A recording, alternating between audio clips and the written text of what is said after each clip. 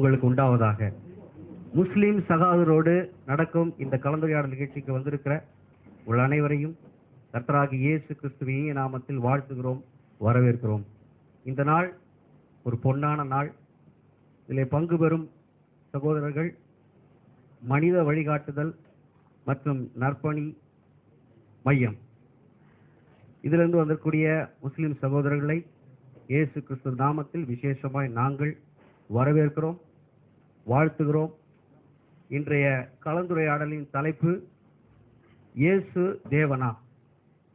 இயேசு தேவனா என்ற தலைப்பிலே நாம் இன்றைக்கு விவாதத்தை நடத்த இருக்கிறோம். இதை நமது பைபிளிலிருந்து முஸ்லிம் சகோதரர்கள் அது விளக்குவார்கள். இயேசு தேவன் இல்லை என்பதற்கான ஆதாரங்களை அவர்கள் கொடுக்க இருக்கிறார்கள். இல்லை, இயேசு தேவன்தான் என்ற ஆதாரங்களை நாம் கொடுக்க இருக்கிறோம். முதல்ல இன்ட்ரோடக்ஷன் இப்போது நடந்து கொண்டு வருகிறபடி 15 நிமிஷம் நான் இன்ட்ரோடக்ஷன் கொடுப்பேன். அடுத்த 15 நிமிஷம் சகோதரர்கள் மத்தியிலிருந்து இன்ட்ரோடக்ஷன் ஒருவர் கொடுப்பார்கள். ஃபர்ஸ்ட் 15 நிமிடம் முடிந்த பிறகு சரியாய் 10:30 மணிக்கு டிஸ்கஷன் ஸ்டார்ட் ஆகிறது.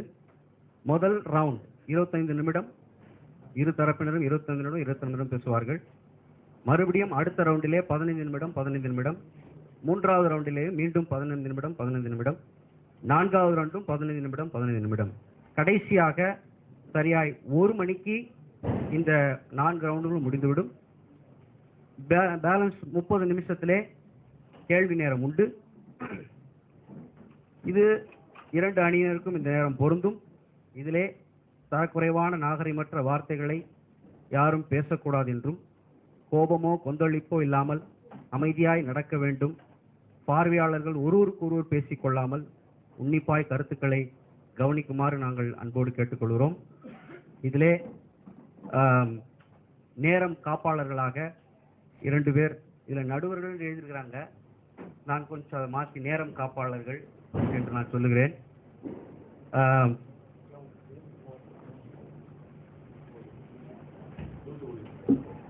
தூத்துக்குடியில் வந்திருக்கக்கூடிய சகோதரர் மோசஸ் கிறிஸ்தவ தரப்பிலிருந்து நேரம் காப்பாளராக இருப்பார்கள். அடுத்ததாக இஸ்லாமிய தரப்பிலிருந்து திரு சகோதரர் எஸ் பீர் முகமது அவர்கள், மன்னிக்கவும் பீர் முகமது அவர்கள் நேர காப்பாளர்களாக இருப்பார்கள். இதிலே கிறிஸ்தவ அணி முஸ்லிம் அணி என்று 2 அணிகள் இருக்கிறோம். கிறிஸ்தவ அணி என்னுடைய கடைசி கால விடுதலை ஊழியம் என்ற ஊழியத்தை நடத்தி கொண்டு வர ஸ்தாபகர் ரெவரண்ட் டாக்டர் சேவியர் ஐயா அவர்கள், அடுத்ததாக அடியேன், அடுத்ததாக பாஸ்டர் சாம் கலைவாணன். முஸ்லிம் அணியிலிருந்து சகோதரர் திரு சித்திக் அவர்கள், சகோதரர் திரு தாரிக் இஸ்மாயில், சகோதரர் திரு முகமது அம்ருதீன். இதில் 4ஆவதாக உட்கார்ந்துருக்கிற பிரதர், அவர் லேப்டாப் வச்சிருக்கிறது பர்ஷீத். டிஸ்கஷனான 3 பேர் தானா? சரி. பர்ஷீத் என்பவர் லேப்டாப் வைத்துக்கொண்டு அவருக்கு உதவியாளராக இருப்பார் என்று இப்போதுதான் நாங்கள் பார்க்கிறோம். இது முஸ்லிம் சகோதரர்கள் விருப்பப்பட்டு வந்து நடத்தும் நிகழ்ச்சி. இதற்கு ஒருங்கிணைப்பாளராக பாஸ்டர் சாம் கலைவாணன் சென்னை, சகோதரர் தினேஷ் இமானுவேல் சென்னை இருந்து செயல்படுகிறார்கள். இதை நடத்த கதவை திறந்து கொடுத்த இந்த விடுதலை கிறிஸ்துவ சபை போதகர்களுக்கும் விசுவாசிகளுக்கும் நன்றி தெரிவிக்கிறோம். செல்போன்களை தயவு செய்து சுவிட்ச் ஆஃப் பண்ணுங்கள். யாரும் இடையிலே அடிக்கடி எழுந்து போவதை தவிர்க்கவும். இங்கேயும் கீழே ஃபர்ஸ்ட் ஃப்ளோர்லேயும் ஆஃபீஸ் ரூம் ஒன்று உண்டு. அதில் சைடில் உங்களுக்கு டாய்லெட் வசதிகள் உண்டு. அதனால் நீங்கள் அதை உபயோகப்படுத்திக் கொள்ளும்படி அன்போடு கேட்டுக்கொள்கிறோம். காலை 11 மணிக்கு உங்களுக்கு தேநீர் கிடைக்கும். மதியம் 1:30 மணிக்கு சரியாய் மதிய உணவு உண்டு. கலந்துரையாடல் முடிந்த பிறகு செய்தி சீடிக்கள், ஏற்கனவே முஸ்லிம் சகோதரோடு செய்த டிஸ்கஷன் செய்தி சீடுகள் அங்கே வெளியே உள்ளன. அதை நீங்கள் வாங்கி செல்லுங்கள். பணம் மெதுவாய் நீங்கள் அனுப்புங்கள். விசுவாச முழக்க மாதம் இதழ் என்ற மாதாந்திர பத்திரிகையை நாங்கள் நடத்தி கொண்டு வருகிறோம். இதில் பாஸ்டர் சில்வியா அவர்களிடம் நீங்கள் உங்களுடைய அட்ரஸை கொடுத்து விட்டு போங்கள்.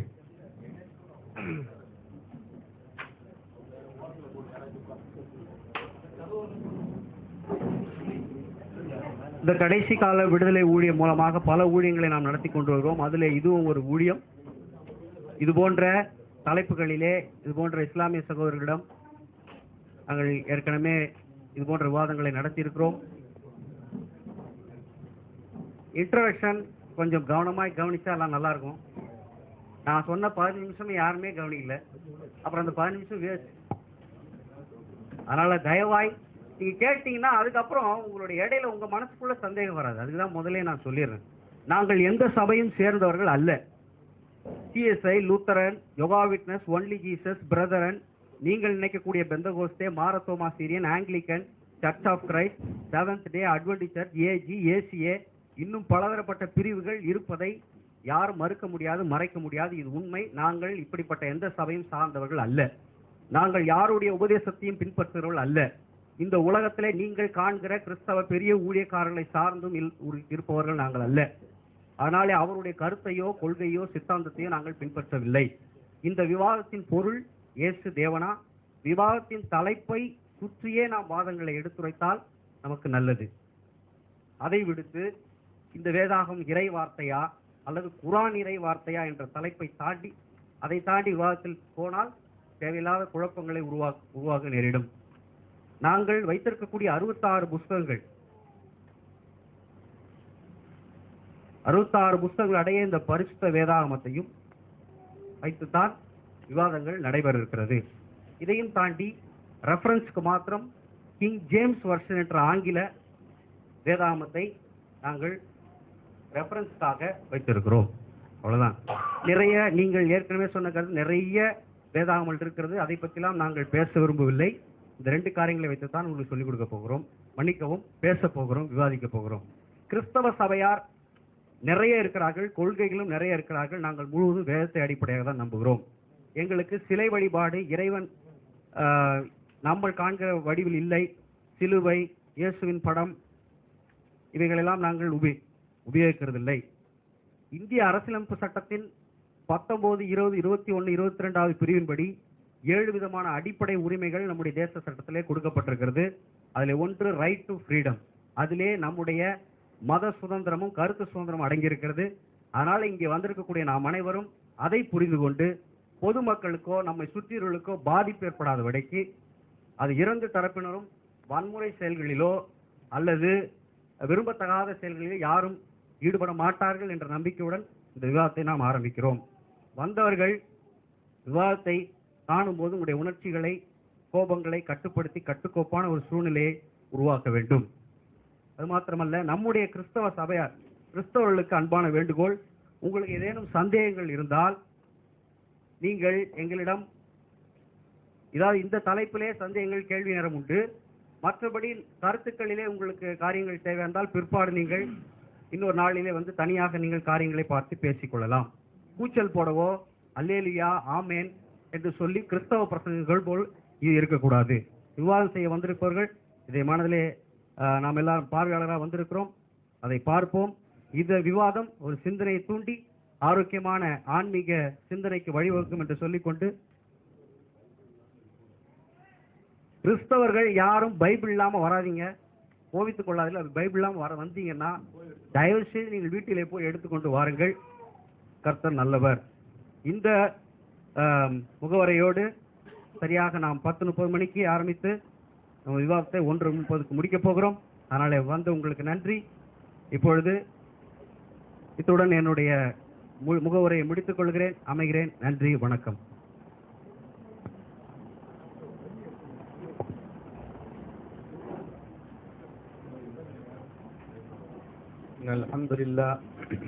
إن الحمد لله نستعينه ونستغفره ونعوذ بالله من شرور أنفسنا ومن سيئات أعمالنا. من يهده الله فلا مضل له ومن يضلل فلا هادي له. وأشهد أن لا إله إلا الله وحده لا شريك له وأشهد أن محمدا عبده ورسوله. اللهم صل على محمد وعلى آل محمد كما صليت على إبراهيم وعلى آل إبراهيم إنك حميد مجيد. اللهم بارك على محمد وعلى آل محمد كما باركت على إبراهيم وعلى آل إبراهيم إنك حميد مجيد. رب زدني علما. قل هو الله أحد الله الصمد لم يلد ولم يولد ولم يكن له كفوا أحد. அல்லாஹ் ரப்பல் ஆலமீன் கூறுகிறான், ஏகநாயன் அல்லாஹ் ஒருவனே. அவன் எந்த தேவையமற்றவன். அவன் யாரையும் பெறவில்லை, யாராலும் பெறப்படவில்லை. அவனுக்கு சரிசமமாக வானங்கள், பூமி இவற்றுக்கு இடையே எதுவும் இல்லை என்பதாக அல்லாஹ் தன் திருமறையில் கூறுகிறான். ஆதமுக்கு நாம் எதை போதித்தோமோ அதனையே நூஹுக்கும் போதித்தோம். நூஹுக்கு எதை போதித்தோமோ அதையே இப்ராஹிமுக்கு போதித்தோம் என்று அல்லாஹ் ரப்பல் ஆலமீன் தன்னுடைய திருமறையில் கூறுகின்றான். அதன் அடிப்படையில் குர்ஆன் சொல்லுகிறது, படைத்தவன் அல்லாஹ் ஒருவன் மட்டும்தான், அவனை தவிர வேறு இறைவன் கிடையாது. அவன் யாரையும் பெறவில்லை, யாராலும் பெறப்படவில்லை. அப்படி குர்ஆன் மட்டுமல்ல, இதற்கு முன்னுள்ள வேதங்களும் அதையே சொல்லுகின்றது. இஸ்லாமிய அடிப்படைப்படி இதற்கு முன்னால் வந்த எல்லா இறை தூதர்களையும் நம்பியாக வேண்டும். அவர்களை நாங்கள் உயிருக்கு மேலாக நேசித்தாக வேண்டும். அவர்களை யாராவது ஒருவரை உயர்ந்தவர் தாழ்ந்தவர் என்று பிரித்தால் அவர் முஸ்லீமாக இருக்க முடியாது என்று இஸ்லாம் சொல்லுகிறது. அதே போல இந்த குர்ஆன் மட்டுமல்ல, குர்ஆனுக்கு முன் கொடுக்கப்பட்ட எல்லா வேதங்களையும் இஸ்லாமியர்கள் நம்பியாக வேண்டும். ஏதாவது ஒரு வேதத்தை நான் நம்ப மறுக்கிறேன் என்று சொன்னால் அவர் முஸ்லீம் கிடையாது. இப்படித்தான் இஸ்லாம் கூறுகிறது. இந்த வேதங்கள் கொடுக்கப்பட்ட அனைத்து நபிமார்களும் இந்த உலக மக்களுக்கு சொன்ன செய்தி ஒரே செய்திதான். லா இலாஹ இல்லல்லாஹ், வணக்கத்துக்குரியவன் படைத்த அல்லாஹ்வை தவிர வேறு கடவுள் கிடையாது. அவனுக்கு பிள்ளைகள் கிடையாது, அவனுக்கு தாய் தந்தை கிடையாது, அவனுக்கு மனைவி மக்கள் கிடையாது என்ற செய்தியை தான் எல்லா இறை தூதர்களும் இந்த உலக மக்களுக்கு எடுத்து சொன்னார்கள் என்று நாங்கள் நம்புகிறோம். இந்த இறை தூதர்களுக்கு கொடுக்கப்பட்ட வேதங்களில் பல மாற்றங்கள் செய்யப்பட்டு அந்த இறை வேதங்களுக்கு உண்டான தகுதியை இழந்த போது இந்த முகமது நபியை இறை தூதராக உலக மக்களுக்கெல்லாம், அகிலத்துக்கெல்லாம் ஒரு அருட்கொடையாக முகமது நபி அவர்கள் தேர்ந்தெடுக்கப்பட்டு இந்த முகமது நபி ஸல்லல்லாஹு அலைஹி வஸல்லம் அவர்களுக்கு கொடுக்கப்பட்ட வேதம் தான் இந்த குர்ஆன், அல் குர்ஆன். இந்த குர்ஆன் என்பது இதற்கு முன்னால் வந்த வேதங்கள் போல் அல்லாமல், அந்த முன்னால் வந்த வேதங்களில் என்னென்ன மறைக்கப்பட்டதோ அந்த மறைக்கப்பட்ட விஷயங்கள் எல்லாம் உண்மைப்படுத்தக்கூடியதாக இருக்கிறது. அது மட்டுமல்ல, இந்த குர்ஆன் முழுக்க முழுக்க பாதுகாக்கப்பட்ட வேதமாக இருக்கிறது. ஆகவே இந்த சத்திய மார்க்கத்தை பிற மக்களுக்கு எடுத்துச் சொல்லக்கூடிய நோக்கத்திற்காகத்தான் இந்த பணியை நாங்கள் எடுத்து செய்து கொண்டிருக்கிறோம். இந்த மார்க்கம் என்பது முஸ்லிம்களுடைய தனி சொத்து கிடையாது, உலக மக்கள் அத்துணை பேர்களுக்கும் சொந்தமானது. இதற்கு முன்னால் வந்த இறை தூதர் இப்ராஹிமாக இருந்தாலும் சரி, இஸ்மாயிலாக இருந்தாலும் சரி, இஸ்ஹாக்காக இருந்தாலும் சரி, யாக்கூபாக இருந்தாலும் சரி, தாவூதாக இருந்தாலும் சரி, சுலைமானாக இருந்தாலும் சரி, ஈசா, மூசா, அத்துணை இறை தூதர்களும் கொண்டு வந்த மார்க்கம் இந்த இஸ்லாமிய மார்க்கம். அந்த இஸ்லாமிய மார்க்கம் இன்று வரை பாதுகாக்கப்பட்ட வேதமாக இருக்கிறது. அந்த வேதத்தின் அடிப்படையில் நடப்பவர்கள் தான் நிச்சயமாக வெற்றி பெற முடியும். ஆகவே இறைவனுக்கு மகன் கிடையாது என்பதை தெளிவாக எடுத்துச் சொல்வதற்காகத்தான் நாம் இங்கு கூடியிருக்கிறோம். இதற்கு முன்னால் வந்த வேதங்களிலும் இறைவனுக்கு மகன் கிடையாது என்பதை தெள்ளத் தெளிவாக எல்லா வேதங்களிலும் சொல்லப்பட்டிருக்கிறது. அந்த விஷயங்களை அந்த வேதத்தின் அடிப்படையில் இருந்து எடுத்துச் சொல்வதற்காக நாம் இங்கு கூடியிருக்கிறோம். அல்லாஹ் ரப்பல் ஆலமீன் நாம் எதை சொல்ல வந்தோமோ, எந்த சத்தியத்தை இந்த மக்களுக்கு புரிய வைக்க வந்தோமோ, அல்லாஹ் ரப்பல் ஆலமீன் அதற்கு வழிகாட்டுவானாக, அதற்கு உதவி செய்வானாக. என் அருமை சகோதரர்களே, இந்த சபையின் ஒழுக்கத்தை இதற்கு முன்னால் என் சகோதரர், கிறிஸ்தவ சகோதரர் என்ன கூறினாரோ அதே விஷயத்தையே நானும் உங்களுக்கு கூறுகிறேன்.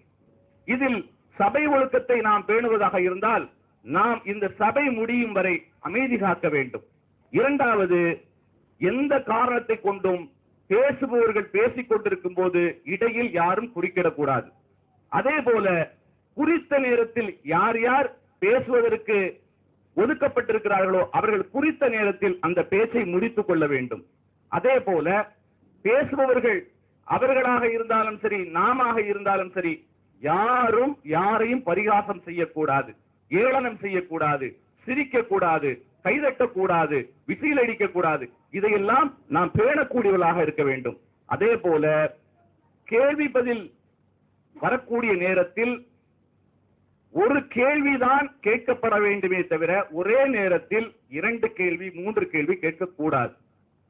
அதே சமயத்தில் ஒருவர் கேட்ட நபர் மீண்டும் மீண்டும் கேள்வி கேட்கக்கூடியவராக எழுந்திருத்து நிற்கக்கூடாது. இப்படி இந்த சபையினுடைய ஒழுக்கத்தை கடைசி வரை பேண வேண்டும்.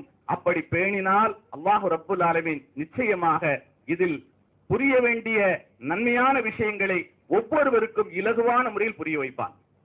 நாம் எதற்காக வந்திருக்கின்றோமோ அந்த நோக்கம் நம்முடைய உள்ளத்தில் இருக்க வேண்டுமே தவிர அதை ஒருவருக்கு ஒருவர் பேச்சின் மூலமாக விமர்சனம் செய்து கொண்டு ஒருவருக்கு ஒருவர் சண்டை செய்யக்கூடிய சூழ்நிலைகளை உருவாக்கிவிடக் கூடாது.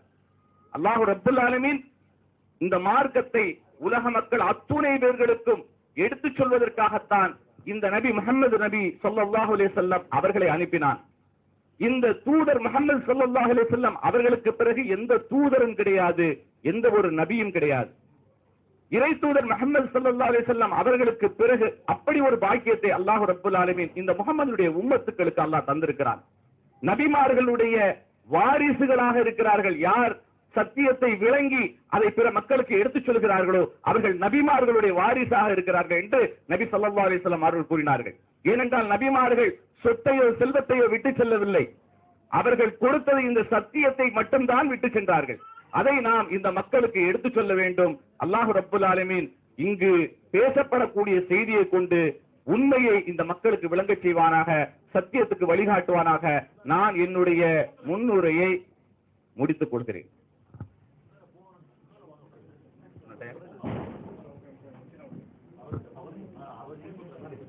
இன்னொரு 5 நிமிஷம் பேசலாமா?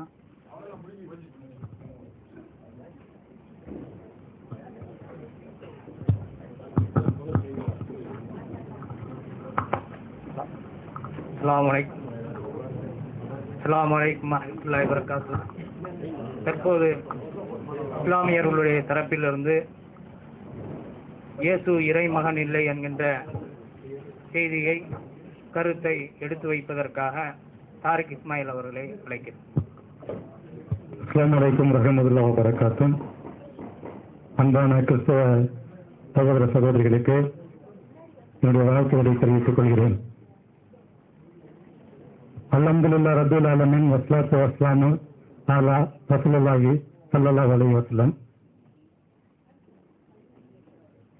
ஆதாமின் இறைவனும் நூஹின் இறைவனும் இப்ராஹிம் இஸ்மாயில் இஸ்ஹாக்கின் இறைவனும் யாக்கூபின் இறைவனும் யூசுஃபின் இறைவனும் மூசாவின் இறைவனும் தாவூத் சுலைமானின் இறைவனும் ஈசா நபி முகமது நபியின் இறைவனும் ஆகிய ஏக இறைவனாகிய அல்லாஹ்வை கொண்டு என் உரையை ஆரம்பிக்கின்றேன். இந்த முடிவு கால மீட்பின் ஊழியங்கள், இந்த ஊழியத்திற்காக என்னுடைய வாழ்த்துக்களை தெரிவித்துக் கொள்கிறேன். எல்லோருமே இந்த முடிவு கால மீட்புக்காக தான் காத்துக் கொண்டிருக்கின்றோம். ஆதாமின் உருவத்தில் உருவான நாம் மீட்கப்பட வேண்டும். உங்கள் மார்க்கம் எங்களுக்கு, எங்கள் மார்க்கம் உங்களுக்கு என்று சென்று கொண்டிருக்கிறது இந்த உலகம். இந்த மார்க்கம் தேவனின் மார்க்கம் என்று நாம் அனைவருக்குமே வெளிப்படுத்தப்பட்டு நாம் அனைவருமே சொர்க்கத்திற்கு செல்ல வேண்டும். இதுதான் அனைவருடைய விருப்பமாகவும் இருக்கிறது. ஒரு கிறிஸ்துவ தேவாலயத்தில் இயேசு கடவுளா, இயேசு தேவனா என்ற ஒரு தலைப்பை கொடுத்து இயேசு கடவுள் இல்லை, அவர் தேவன் இல்லை என்று கூறுகின்ற முஸ்லிம்களை அழைத்து தன் கருத்துக்களை அங்கே பதிவு செய்யும்படியான செய்த அந்த போதகருக்கு என் மனமார வாழ்த்துதலையும் நன்றியும் தெரிவித்துக் கொள்கின்றேன். இது போன்ற மிகப்பெரிய பரந்த மனப்பான்மை, அவருடைய மனப்பான்மையை நினைத்து மெச்சிக் கொள்ள வேண்டியதாக இருக்கிறது. அவருடைய ஊழியத்திற்காகவும் அவருடைய குடும்பத்தினருக்காகவும் அவருடைய சபை விசுவாசிகளுக்காகவும் நான் இறைவனிடம் பிரார்த்திக்கிறேன். சாந்தியும் சமாதானமும் என்றென்றும் அவர்களுக்கு நிலவட்டும். இயேசு கடவுள் ஆக்கப்பட்டாரே அன்றி இயேசு கடவுள் இல்லை. இயேசு தன் உலகத்தில் வாழ்ந்த 33 ஆண்டு கால வாழ்க்கையில் தன்னை அவர் கடவுளாக வெளிப்படுத்தவில்லை, கடவுளாகவும் ஆக்கிக் கொள்ளவில்லை. அவருடைய தாயாரும் சரி, அவருடைய சீஷர்களும் சரி, அவர் உடன் இருந்தவர்களும் சரி, எல்லோருமே அவரை கடவுளாக நினைக்கவில்லை. ஜனங்கள் கூட. ஒரு திமிர்வாதக்காரனை குணப்படுத்திவிட்டு இயேசு கிறிஸ்து நடந்து வருகிறார். அப்பொழுது அந்த மக்கள் என்ன சொல்கிறார்கள்? மத்தேயு 9:7 சொல்கிறது, மனுஷருக்கு இப்படிப்பட்ட அதிகாரத்தை கொடுத்தவராகிய தேவனை மகிமைப்படுத்தினார்கள். கண்கூடாக பார்த்து அந்த ஒரு அதிசயம். ஒரு திமிர்வாதக்காரன், படுக்கையில் இருந்த ஒரு திமிர்வாதக்காரனை இயேசு தொட்டு சுகப்படுத்துகிறார். அப்போது கண்கூடாக பார்த்து அந்த மக்கள் தேவனை மகிமைப்படுத்தினார்கள். ஆனால் இன்றைக்கு அப்படி அல்ல, பார்க்கவில்லை, ஆனால் மகிமைப்படுத்தப்படுகிறது வேறொருவரை. ஆக இப்படிதான் அன்றைக்கு இன்றைக்கு இயேசு கடவுளாக்கப்பட்டார். ஆனால் அன்றைக்கு கடவுளாக்கப்படவில்லை.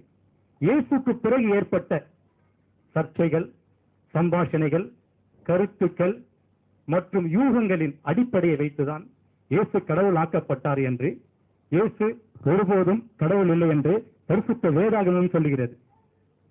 இன்னொரு விஷயம் தெரிந்து கொள்ள வேண்டியது என்னென்றால், இயேசுவினுடைய வாழ்க்கையை வெளிப்படுத்துகின்ற சுவிசேஷமாகிய மத்தேயு, மார்க், லூக்கா, யோவான் போன்ற சுவிசேஷங்கள் இயேசுவை ஒரு தீர்க்கதரிசியாகவும், இயேசுவை ஒரு போதகராகவும், இயேசுவை ஒரு மெய்ப்பனாகவும் தான் வெளிப்படுத்துகின்றதே தவிர இயேசுவை ஒரு கடவுளாக அவர்கள் வெளிப்படுத்தவில்லை.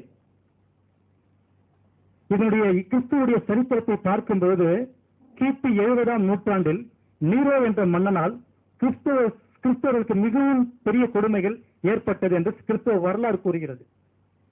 அந்த நீரோ மன்னன் கிறிஸ்துவ மக்களை மரத்திலே கட்டி வைத்து தீயிட்டு கொளுத்தி அதன் வெளிச்சத்தில் நடப்பான் என்று கிறிஸ்தவ வரலாறு கூறுகிறது. அப்பேற்பட்ட கொடுமைகளை கிறிஸ்தவர்கள் அனுபவித்தார்கள் ஒரு காலத்தில். எந்த காலம் வரை?